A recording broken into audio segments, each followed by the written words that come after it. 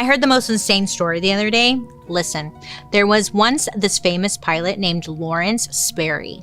Lawrence was an interesting guy and was said to be like a very good pilot. But he did have one vice. He was a very horny young man. So one day he's flying along because he's a pilot.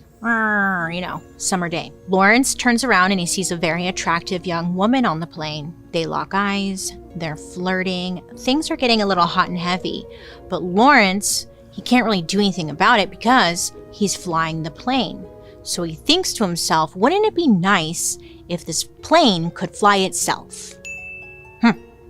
And that is how Lawrence invented autopilot. Swear.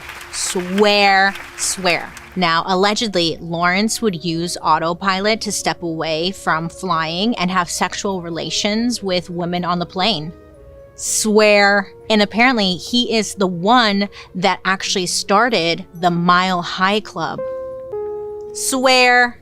Lawrence was later involved in a plane crash. Some say it was because he was using his autopilot to service a lady.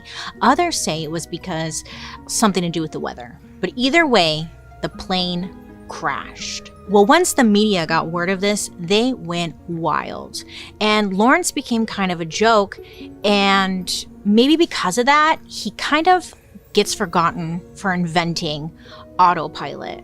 And honestly, a lot of people don't think about him for inventing the Mile High Club, but he invented those two very fancy things that people love. But this made me realize that the very thing Lawrence invented, it may have killed him. It's very ironic, huh? And he's not the only one. Lawrence is just one of many creators whose lives have been ruined by their creations. So welcome to the dark history of creators ruined by their creations.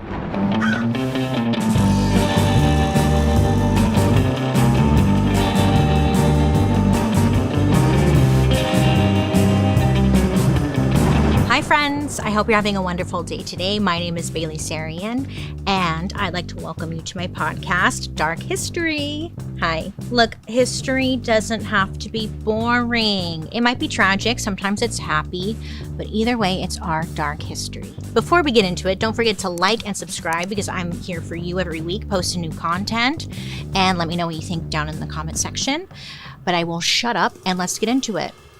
Now, some of you might remember over on Murder, Mystery, and Makeup, a few years ago, I did an episode about Lucifer, the 32-foot tall horse statue with demonic red eyes that lives at the Denver airport. Do you remember? Flashback memory. Yeah, it's an old episode. Well, if you remember, in 2006, this sculpture, Lucifer, fell onto the creator, his name was Luis, and it ended up killing him. Well, Lucifer actually reminded me of another freak accident that no one saw coming. And this was a scandal that defined the 2000s. Maybe you can tell by my friends here. Oh my God, there's two of them. But maybe you remember, if you're listening on podcast, you can't see, but Joan is a lion. And we have Paul, who's dressed up as Siegfried, and Roy. Paul, who is that though? They're so cute. Oh my God. Christmas card. Thank you. So it was a scandal that defined the 2000s. I have two words for you, Siegfried and Roy. So when you think of Las Vegas, you probably think oh my God, what shit show? Right? No, I'm just kidding. There's extravagance, hotels, buffets. There's so many buffets. Dancers, gambling, alcohol, cigarettes, your favorite singer doing a crazy show. And you're like, oh my God. And of course, well, there was a bunch of magicians. There aren't that many magic shows when you think about it today, huh? I don't know, magic for me personally, it kind of makes me uncomfortable, and I don't know why. They're just kind of creepy. They always make it so sexual. Disappearing is sexy. I mean, that's a way to turn it, I guess. If you ghost someone, just be well, I'm a magician. So back in the day, before technology, magic shows were all the rage. People loved them, and still do. I know they do, because one time, this is a side note, one time I made a comment about Chris Angel, because Chris Angel kind of low-key makes me Like, ugh, like I want to rip my skin off, and I don't know why, but ugh. But a lot of people think he's so hot and would bang. I don't know. You guys are wilds. It must be the rhinestone like crosses and stuff. It just does it for you. Okay. Anyways, but listen, back then, magic shows, all the rage. And these shows really defined big cities, especially places like Vegas. At one point, Vegas was actually defined by a couple of world-famous magicians, Siegfried Fischbacher and Roy Horn. Okay, is everybody packed and ready for the holidays? Joan over here is reading her fabulous book. You've been so into that book. It's so cute. What's it called? Forbidden Passions, Joan? Are you reading Forbidden Passions, Joan? Books? The only type of book Joan reads is a romance novel, okay? It's hard to get her to do anything else, any type of other reading around here, huh, Joan? Look, I'm about to change your life, Joan, because did you know that there is actually a better way for you to enjoy as much romance as you want? Oh yeah, listen. Dipsy. Have you heard of Dipsy, Joan? You heard of Dipsy. Come on. Dipsy is a female-founded app for spicy audiobooks. It was created by women for the female gaze, so you know their content is going to be delicious, top tier. They have over 1,000 spicy audiobooks, all read by narrators who are the best of the best. So yes, Joan, you can bring 1,000 books with you all on your phone. And listen, they've got something for everyone, Joan. I know you love a Scottish sailor. They got that on Dipsy. Yeah, they do. And they got rugged cowboys. Yeehaw.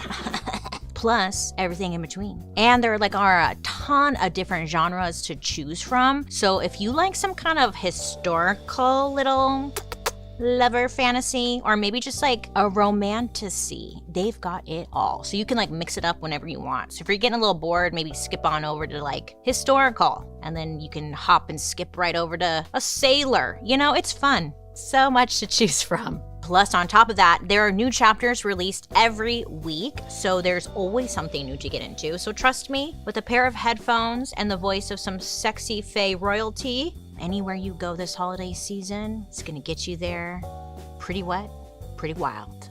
Oh my god, that was so quick, Joan. How quickly you downloaded Dipsy. Probably gonna be busy for quite some time, aren't you? For listeners of the show, Dipsy is offering an extended 30-day free trial when you go to dipsystories.com/darkhistory. So that's 30 days of full access for free when you go to Dipsy, DIPSEA, stories.com/darkhistory. dipsystories.com/darkhistory. So both of these men were originally from Germany, and they each had a very special connection to magic. Siegfried, it was said he had a tough childhood. His father struggled with alcoholism and depression. And I guess when Siegfried was only 5 years old, he performed a coin trick for his father, trying to cheer him up. Now, according to Siegfried, for the first time in his life, his father acknowledged him. And he started asking him questions about the coin trick, he was impressed, you know? So this became a core memory for Siegfried. And for the rest of his life, it seemed like he was chasing that high or that acceptance, that interest, that reaction, you know? Roy is going to be hard for me. You know, our words are always hard for me. Roy also, it was said, had a tough childhood. His father didn't seem to care about him at all, and I guess Roy just didn't fit in at school, and he didn't really do well in school, and he just wanted to get away from it all. So at a young age, Roy runs away from home and becomes a bellboy at sea. I know, I was like, what does that mean? Essentially, it's a boy who carries guests' luggage up to their room on a cruise ship. So there was one fateful night in 1959 on a German cruise ship. Siegfried and Roy finally meet. Siegfried was working in the first class section of the cruise ship, and Roy was a guest on the ship. And on certain nights, Siegfried was allowed to perform as his alter ego, Delmare the magician. Now, Siegfried was said to be very handsome and popular among the guests. I guess he had, well, if you look at pictures of him, he has this signature sharp sculpted jawline, great bone structure. Great job. You know, wow. So he's just hot fire. And people are impressed by this hot cruise ship magician. That is, everyone except for one man, Roy. So Siegfried, I guess, is on stage like doing his act. And if you've ever been on stage, it's awkward. But you look out and sometimes you can see people when they're not paying attention to you, and it'll mess with your head. And you're like, why isn't that person paying attention to me? This happened recently because like I had to do a I did like a panel, and I kept like seeing the people who were not paying attention, and I was like, dude, what the hello? I'm up, like, hello, you know? And it was kind of like, I don't know, it starts to mess with you. Damn, you know, shit. Okay, anyways, so Siegfried is on stage and he sees Roy, who's just like not impressed, and Siegfried is like, dude, this guy's kind of driving me nuts. Like, hello, I'm doing magic. Aren't you impressed? You know? I think it may be at the end of the show or something. I'm not sure. But at one point, Siegfried actually goes up to Roy and is like, what's up? You didn't like that? Was that not good? You're too busy? What? I guess right away, Roy has some feedback for him. He's like, yeah, it wasn't that great. He essentially tells him like his magic tricks they're good, but like the act was boring. And it's like, damn, that hurts, but that's valid. Roy basically tells Siegfried, a rabbit is boring, been there, done that. Like, we don't care. Then he tells him, look, if you can make a rabbit disappear, could you do the same thing with a cheetah? Which honestly is like quite a jump, but okay. Siegfried is like, yeah, I guess. Okay. But then, this is when the story gets weird, and I question this origin story, but we'll go with it. Because Roy tells Siegfried to follow him to his room. Remember, they're on a cruise ship. Okay? Okay, so he follows him to his room. As soon as Siegfried gets to the door, Roy stops and like looks at Siegfried and is like, are you ready to meet Chico? And like, okay, hot threesome, I don't know, like this, okay, yeah, you know?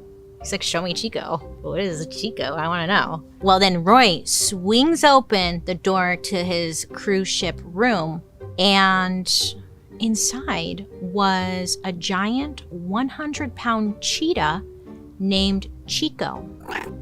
Yeah.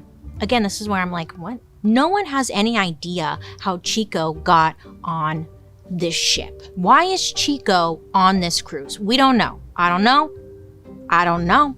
After Chico entered the picture, I guess this is like the rest is history, really. The captain, I guess, was upset, you know, that there was a cheetah on the ship. Yeah, I mean, isn't that like kind of like a danger to everybody? I don't know. Times were different, maybe? I don't know. But there wasn't much that they could do. They can't like throw the Chico overboard. Siegfried and Roy end up like coming up with a magic act together that they're gonna perform, and they're like, let's use Chico instead of your dumb little bunny. Let's like use Chico to impress all these cruise ship people. So they end up putting on like their very first magic show together, and it was a hit. Like, it ended with a standing ovation. And Siegfried knew in that moment that one, he just like, I don't know, met his partner for life, and this cheetah, and he just knew he had struck gold. He just knew. On stage, Siegfried played this uptight blonde perfectionist engineer, while Roy was the wild black-haired animal whisperer. I guess he brought the spark to the show, and most importantly, he made the show stand out. How? I don't know. Right off the bat, these two worked really well together. I mean, there were like no secrets between them. They just became very, very close. Their manager said, quote, they literally communicate on stage with a glance. After their time on the ship ended, they took their show on the road, playing in clubs and theaters all across Europe.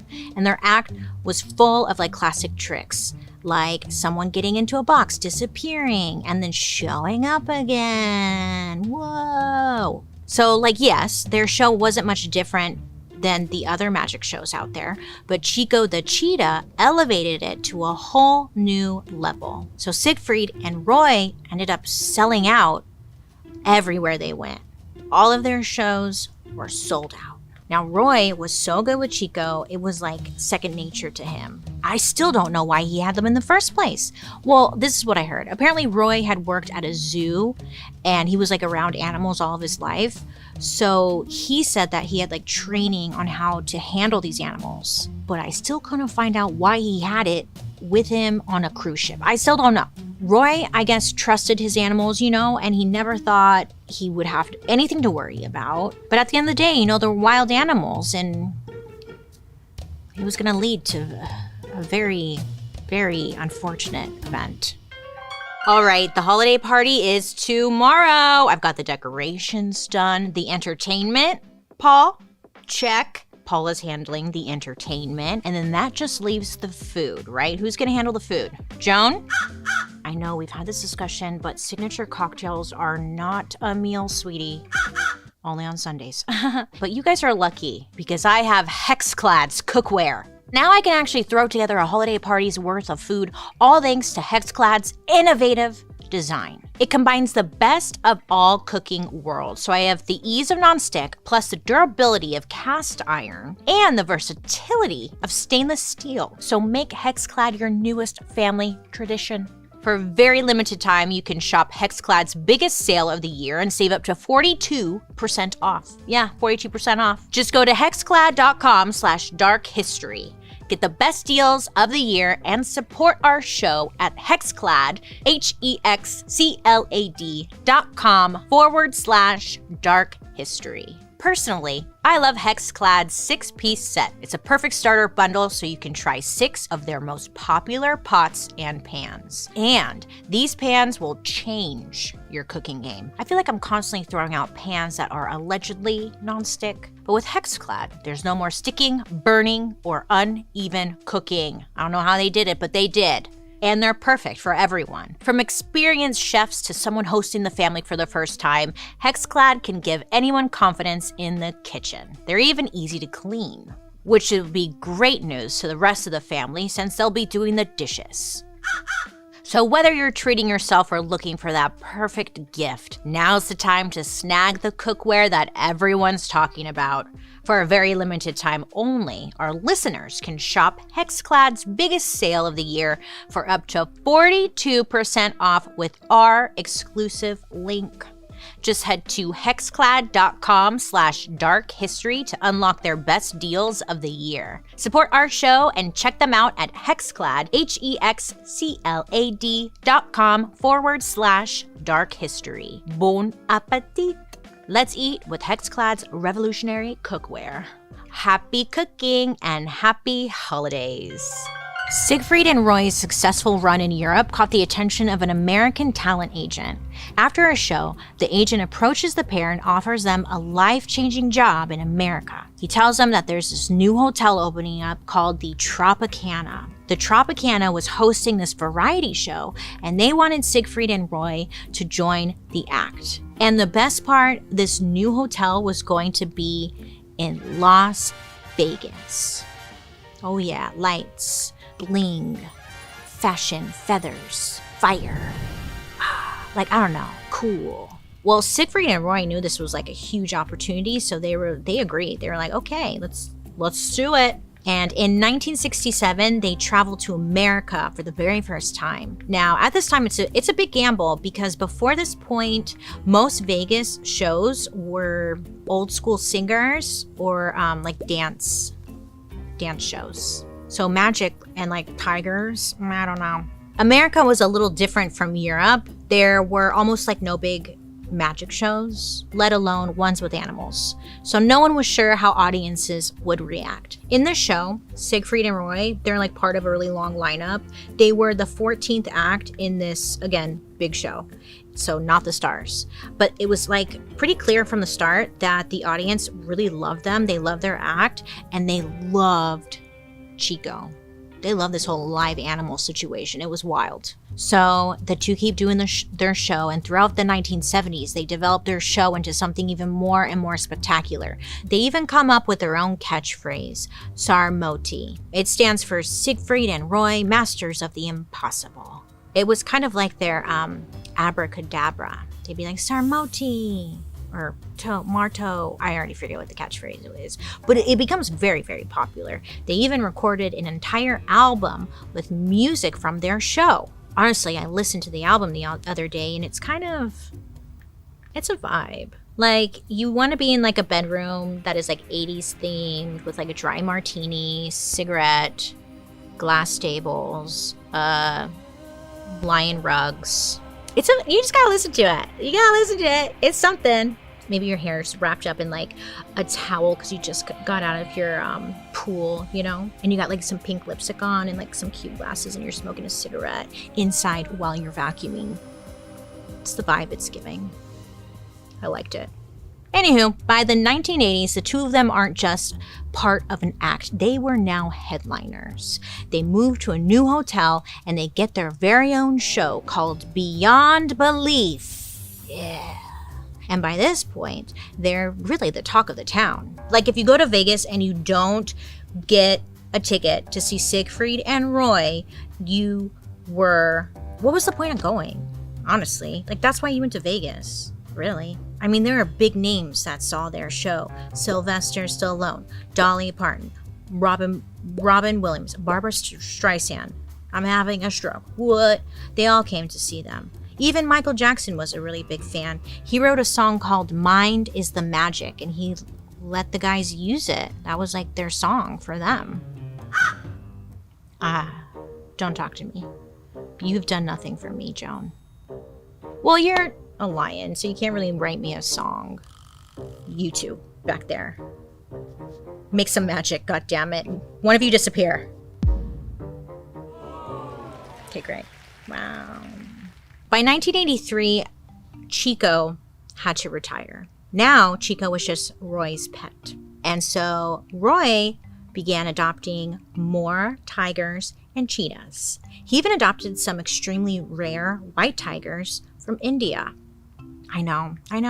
We watched Tiger King. We know it's not okay, but this is the story, okay? Then he allegedly started his own tiger farm. Yeah, I'm sorry. You know, he wanted to breed his own white tigers. In their minds, I don't know if it was Siegfried and Roy or just Roy, but they really wanted people to associate white tigers with their act specifically. Like, you know, they were all about that branding. Many of his white tigers were products of inbreeding because that's pretty much really the only option when breeding in captivity. Not sure what that looks like for the tigers, but, you know, not great. Plus, it's so hot in Vegas. Like, my God, those poor tigers. Are they used to warm climates? I don't know. I don't know anything about tigers, really. I just know they don't belong on a stage and stuff. Yeah. In 1986, the show moved to a new theater on the Strip, the Mirage. Around this time, the show would have almost 800,000 audience members per year, and the seats they would sell for around $100 each.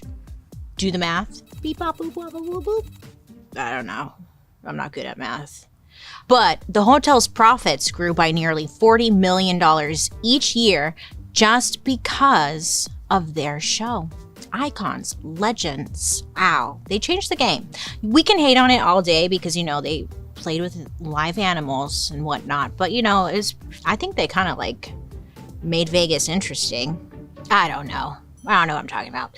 Anyhow, the show kept on growing. Soon around 250 people worked on stage and behind the scenes, and there were even a couple of assistants who helped with the magic tricks. Wow. And I guess there were some professional animal wranglers on staff, but they never came on stage because the audience was supposed to believe that Siegfried and Roy had everything under control. Don't freak out. But honestly, that was far from the truth. Paul, if you try it again, I'm going to freak out. Paul, I'm shocked because you're all bones and like you just can't sit there cracking them one by one. You need to see a chiropractor or you're like gonna break your neck off, Paul. I don't know. But you can easily find a new chiropractor on ZocDoc. Hey! ZocDoc is a free app and website where you can search and compare high-quality in-network doctors, choose the right one for your needs, and click to instantly book an appointment. And it's not just for chiropractors. We're talking about like in-network appointments with more than 100,000 healthcare providers across every specialty, from mental health to dental health, eye care to skin care, and so much more. Plus, ZocDoc appointments happen fast. I mean, typically within just 24 to 72 hours of booking. And you can even score same-day appointments. I mean, that's rare, you know? I love that. Because when I need an appointment, it's usually because like I waited to the last minute and I need an appointment right now.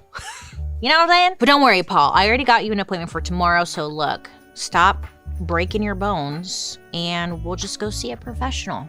Because we've got ZocDoc, huh? So stop putting off those doctor's appointments and go to ZocDoc.com/darkhistory to find and instantly book a top-rated doctor today. That's ZocDoc, ZocDoc.com/darkhistory. ZocDoc.com/darkhistory. Roy kept collecting animals. I mean, he just couldn't help himself. He loved them. He got more animals, so he got swans, goats, horses, a python, alpacas, and even a turkey. Yes, a turkey. The turkey's name was Merlin, so makes sense. These actually weren't just for the show, they were his pets also. Roy's pets. Now, apparently, allegedly, I don't know, but this drove Siegfried nuts. He only saw the cats and animals as part of the show, and he really didn't care about them, like, off stage. He only cared about the show. And, like, that's fair. As the show got bigger, so did Siegfried and Roy's egos, you know? I don't blame them. Have you seen the outfits? The hair, the jawline, the animals. I mean, it was sex. It really was. So their egos are just, woo, you know? And on top of that, I guess they were both like pretty hot-headed and they could set each other off at the drop of a hat. Plus, they'd always bring their personal problems into work, so things were just always tense. And animals are sensitive around those things. Cover your ears. They're very sensitive. They can read when you're upset. But Roy in particular, it was said that he could be a very angry man. Like he would shout at anyone instead of talking. One employee said, quote, "It was a lot safer for me to be in a small space with a cheetah or a tiger than with Siegfried or Roy," end quote. Well, I believe it, honestly. The only way to get to the top is by screaming, really. Apparently, the only time Roy wasn't shouting was when he was talking to the tigers. Aw. Now, there was a moment in the show where Roy pretended to be transformed into a tiger. He would get into the cage, and then the cage would go behind a curtain. And then when he pulled the curtain, it'd be a tiger instead of a human. And then Siegfried would come on stage and act surprised to find a tiger. He's like, "What? That's crazy." And then the tiger, this was part of the bit, the tiger would almost bite him, but would just miss. And the audience would be like, "Oh." I mean, it was a classic no-fail trick. As long as Siegfried moved fast enough, it always worked out. But there was one night when Siegfried, he had moved a little too slow. And the tiger actually bit his arm. He was rushed off stage and he went to the doctor and he ended up getting a dozen or dozens of stitches, but luckily doesn't lose his arm. And while the show was clearly starting, it felt like it was starting to get kind of out of control, it was definitely downplayed by Siegfried and Roy. They would even play into accidents. If like an accident did happen on stage, they would be like, "See? What we do is very dangerous and only we can do it." But honestly, I don't blame them for doing that because that's just putting on a good show. You go with it, right? You make it seem like that was planned. Because if you freak out, then everyone's going to freak out. So I get why they did that. But they really just wanted people to believe that they were masters of the impossible. I don't know. Siegfried and Roy, they continued to dominate Vegas all the way into the 2000s. There was even an animated TV show called Father of the Pride about the tigers that were part of their performance. Do you remember this show?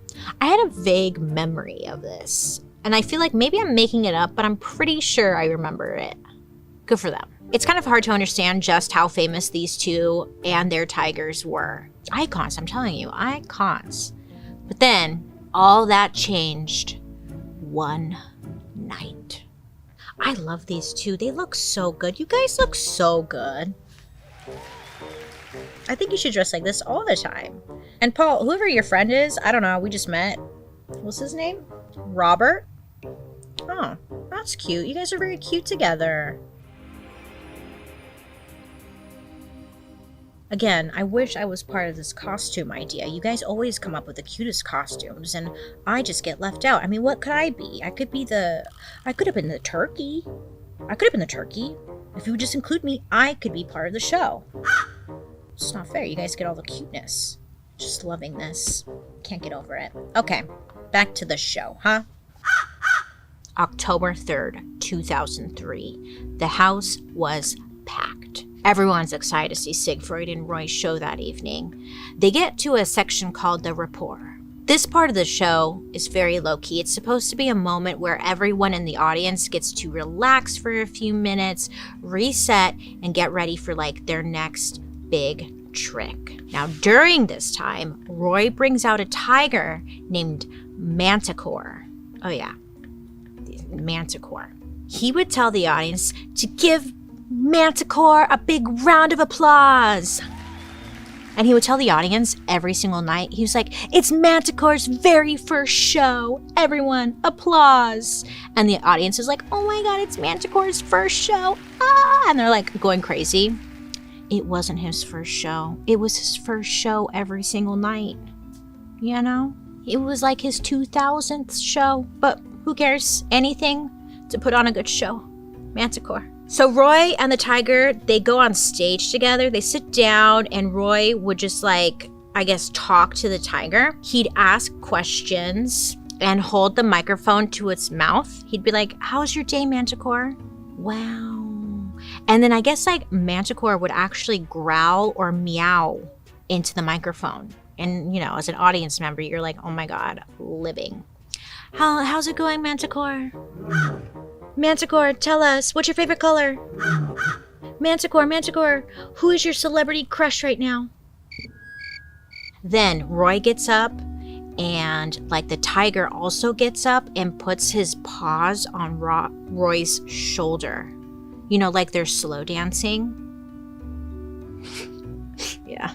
And they're like slow dancing, kind of swaying around the stage. They're swaying around, I guess you can say, and then they leave the stage. And like that's the whole bit. It's supposed to be like sweet, simple, and I guess the audience just really loved this part because it was just like, I don't know, tiger love with its owner. It was a moment for the animal to show their personality, I guess. Okay, but this night, the show gets to the rapport. But right from the very first moment, behind the scenes, something was off. The animal handlers bring Manticore to the stage and they notice like, I don't know, he's acting a bit different. Like Manticore seems moody, they said. I'm sure realistically, like he's agitated, right? Doing these performances night after night. He's like, I'm a goddamn tiger, for Christ's sakes. But he's moodier this night. And as soon as Manticore is on stage, he's not doing what he's supposed to be doing, you know? He's not like standing or walking where he needs to go. He's not hitting his marks. And on top of that, Roy, he was a little off too. It was just his 59th birthday, and you know, the night before, went out. We don't know what he did, but he was a little tired. He was a little off. Now, Roy even says out loud into the microphone, asking Manticore, what's wrong? What's wrong? You know, and the whole auditorium can hear. And like everyone is dead silent. And it's clear to everyone in the audience that like something isn't right. They just, you know, you're like, something's not right here. I don't like this. Then Roy tries to get the tiger into the correct spot, but Manticore isn't cooperating. So Roy then tries to like push Manticore's body, you know, like you do with your cat or your dog when they're like on your bed and they're like right on your feet funny, or they're taking up all the bed. So then you try and shove them and they're playing kind of, they're just being dead weight. And you're like, come on, you know, like that. He's doing that. They like to do that. Anyway, so he shoves him into the correct spot. He's like, come on. But imagine, like, this is a huge-ass tiger. It's not like your dog or your cat, okay? Big tiger. Then Manticore suddenly starts to come to life, but, like, not in a good way. He kind of turns more like into an animal, you could say. He first turns to Roy. Then he looks down at Roy's hand and tries to bite it. But Roy moves his hand quickly so he doesn't get bit. But, you know, it's kind of like, oh shit. And then the animal handlers backstage are like looking at each other and wondering, like, you know, should we do something? Like, this is kind of weird. Should we go out there? So one of the handlers goes on stage and tries to get, you know, the cat's attention. It's like, look at me. I guess he had like a piece of meat and he's like, hey, meat. But Manticore does not take his eyes off of Roy for a second. Like, he is locked in. They're like, hey, over here, like trying anything. So Roy tries to reassert dominance. And I guess he bops the tiger with the microphone just right on the nose. I'm sure that's gonna do it for him, huh? Oh, look, like this. Live reenactment. Boop! And you think that's gonna get a good response? Okay. So he looks the tiger right in the eyes and says out loud, he boops, boop, and then says, no. And that was it. That was it. What are you two doing back there? Huh? You're building a new business without me? First of all, what? Okay, good for you guys. Did you guys make a new website? Seriously, it's 2024, almost 2025. I mean, you need a website no matter what you're trying to sell. I mean, no one's gonna care about Paul's skeleton ASMR if there's no website to back it up. You guys should really use the sponsor of today's episode, Squarespace. Squarespace is an all-in-one website platform for entrepreneurs like you. They can help you like stand out and succeed online. I mean, Squarespace makes it easy to create a beautiful website, engage with your audience, and sell anything all in one place, all on your terms. They make designing your own site easy with their new cutting-edge AI technology. Their design intelligence system helps you create a personalized website that suits your specific needs. Plus, Squarespace Payments is the easiest way to manage your payments all in one place. With Squarespace Payments, you can get started in just a few clicks and start receiving payments right away. And your customers can use things like Klarna and Apple Pay. Squarespace also helps you to manage email campaigns, so you can set up automated emails to reach out to your subscribers and increase traffic to your site. So, Paul, when that next ASMR video drops, you can get some customers out of it. Check out squarespace.com for a free trial, and when you're ready to launch, squarespace.com/darkhistory to save 10% off your first purchase of a website or domain. Manticore knocks Roy off his feet with his paws, then lunges at his body. Again, live, on stage. People are like, oh shit.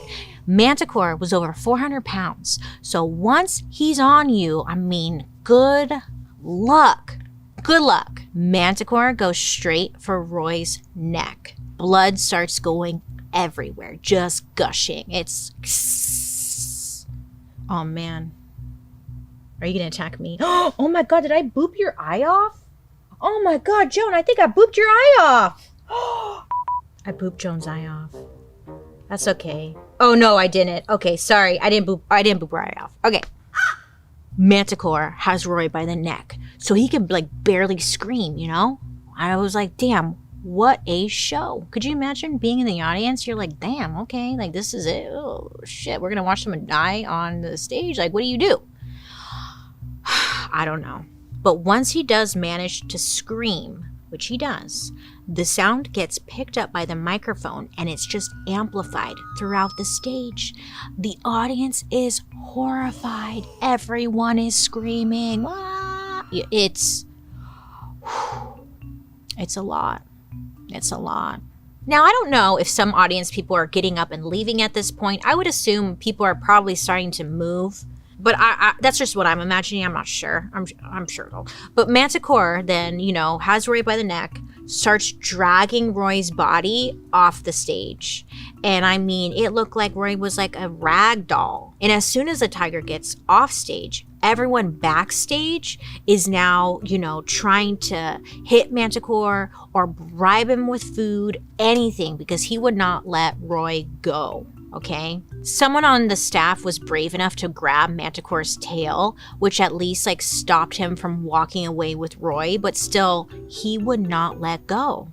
Finally, it's not funny, it's just they had these animal wranglers or these professional animal people, and the best they could come up with was grabbing a fire extinguisher and spraying it at Manticore so he would let go of Roy's body. Yeah, the professionalism of it all, huh? So he lets go because of the fire extinguisher. So if an animal's attacking you, just grab a fire extinguisher, I guess. And the handlers are able to get Manticore into his cage. I know, I thought they would have some kind of protocol in place for situations like this, because again, this is a professional place with a lot of money involved, and it's Vegas and it's a show. You just think they would protocol, but a fire extinguisher. Okay, whatever. Anywho, so Roy rushed to the hospital. The audience, they're still there. Some of them are. They don't even know what to do. Everyone is in shock, okay? They're like, do we get a refund? Apparently people just start praying. Others are crying. There are people just wandering through the casino I don't know what I just witnessed. I mean, it would fuck them up, right? At the hospital, the doctors are rushing to save Roy's life. I guess his heart stops 3 separate times and he's bleeding out everywhere. I mean, Roy can't breathe because of the damage to his neck. And at this point, everyone's assuming, Roy isn't gonna make it. There's no way, But miraculously, Roy pulls through. Close call. Now, he stayed hospitalized for months, and besides his horrific injuries, he was said to have suffered severe brain damage. Now, I don't know if you remember this. I remember when this was in the news and stuff, and it was a really big deal. It was oh my God, is he gonna be okay? I thought he died. He didn't die. I was misinformed. But of course, after this, future shows immediately canceled. And then almost every single one of the 250 employees had to find new jobs. And then the giant theater stayed empty for a while. It's like a ghost theater, So the media is reporting on this. And then this part had me a little confused. I was surprised. I was like, what? Because the government released a 233-page report about the incident. And I was like, why? Well, I guess they were concerned that this attack was a sign that the animals were being mishandled. So they did the whole investigation into it. And the results showed that Siegfried and Roy, their show, had failed to protect the audience because there was no barrier separating the animals from the crowd. I'm kind of laughing because what about the animals? Maybe they shouldn't be there on stage, but okay, it's okay.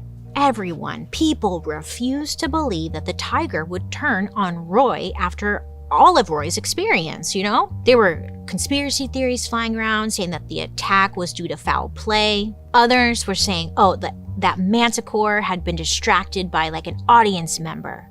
Probably an audience member that wasn't paying attention. But in the end, none of that was proven to be true. At home, Siegfried had to help his lifelong partner learn how to walk, talk, and even eat food again. I mean, their lives were completely changed just in an instant. And, throughout his healing journey and throughout the years, Roy always defended Manticore after he attacked him. He said that Manticore actually saved his life. This is according to Roy. Roy said that he had a stroke on stage. Doctors believed it's after Manticore attacked him, but Roy said it was before Manticore attacked him. And Manticore just wanted to drag him off stage to safety. I can get behind that because, again, animals are very intuitive. And like maybe he was like not doing well and just trying to protect him.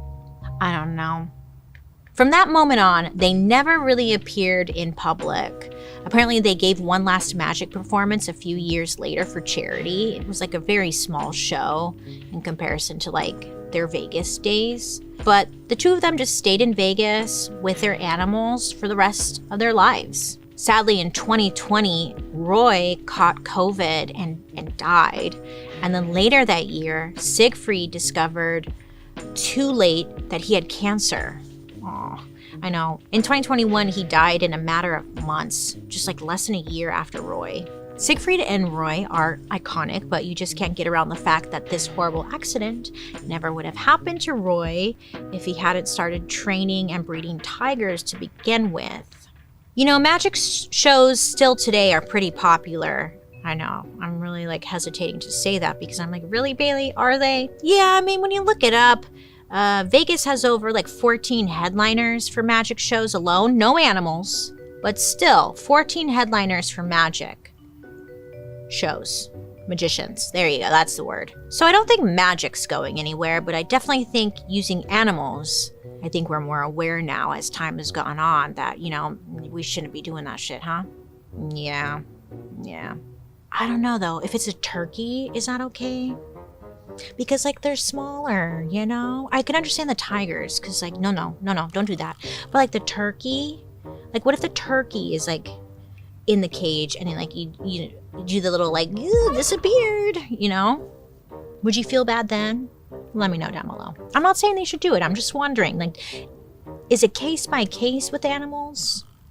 When it comes to some people, they care more about like the flashiness of their creations than the actual safety of them. I mean, high risk, high reward. It makes sense. So maybe the lesson with today's story is to never let consequences get in the way of a good idea. Yeah, right? Well, I don't know. Today's tricky. Sometimes you have a good idea and then you do it. And then it turns out that was a bad idea. And welcome to life, baby, huh? Yeah, you live, you learn, and that's it. That's the takeaway. Or sometimes the thing kills you, like the Lucifer situation, or the autopilot guy. I don't know, but at least they try to invent something. And autopilot's pretty sick, you know? I'll give them that one. The Vegas thing, I think we can do without all the animals. I'm still thinking like turkeys are okay. I'm okay with that. I'm gonna have people upset with me like, Breathe, that's really fucked up. But, you know, I'd rather someone put it...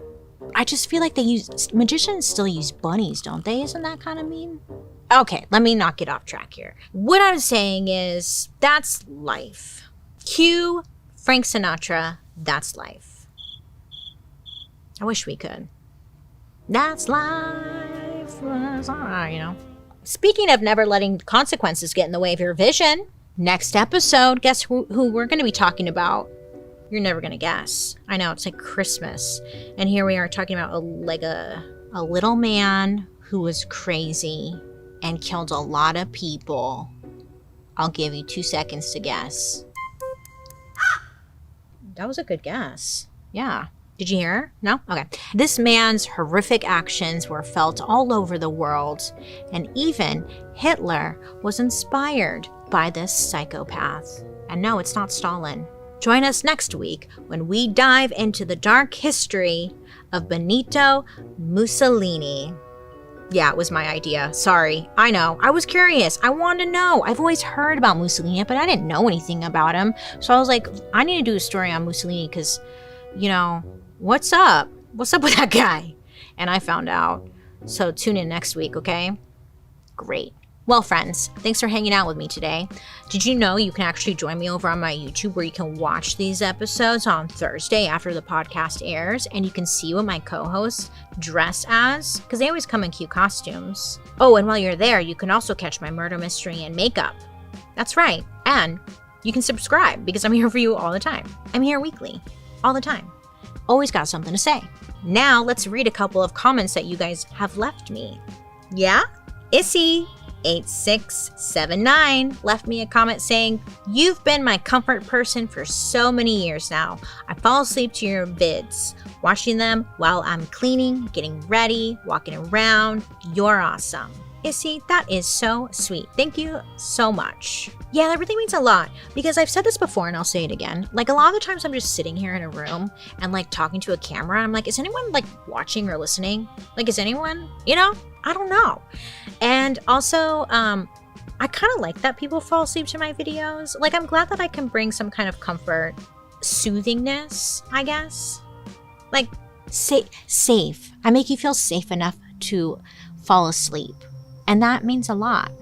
That's really nice. I fall asleep to Judge Judy a lot. I love Judge Judy. I'm stuttering. I need to freaking go home.